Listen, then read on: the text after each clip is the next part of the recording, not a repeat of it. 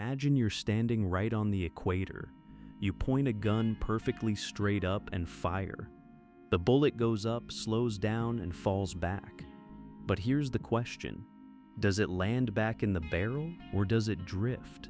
And if it drifts, which direction? Take a moment and think about it. Here's the key insight most people miss. The Earth is spinning, and if you're standing on the equator, you're not standing still. You're hurtling eastward at about 465 meters per second, and critically, when you fire that bullet, it inherits that same eastward velocity.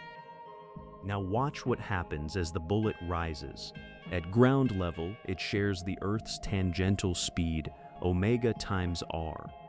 But at height h, to stay directly above the gun, it would need omega times r plus h. That's a bigger circle, so it needs more speed.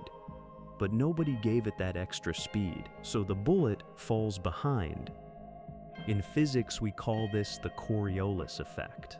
In the rotating frame of the Earth, there's a fictitious force, -2 m omega cross v, that pushes the bullet sideways. When the bullet moves upward at the equator, this force points westward. On the way down, it reverses, but the net displacement still ends up to the west.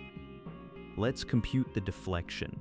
Integrating the Coriolis acceleration over the full flight, the westward displacement works out to 4 omega v naught cubed divided by 3g squared.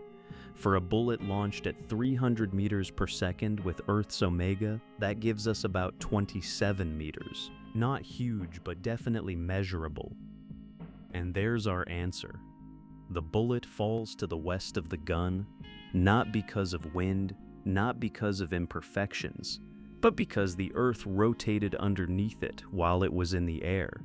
The ground moved east, the bullet couldn't keep up. This same Coriolis effect is why hurricanes spin, why ocean currents curve, and why long-range snipers must correct for it. The spinning Earth quietly shapes everything that moves. If you enjoyed this, follow for more physics puzzles.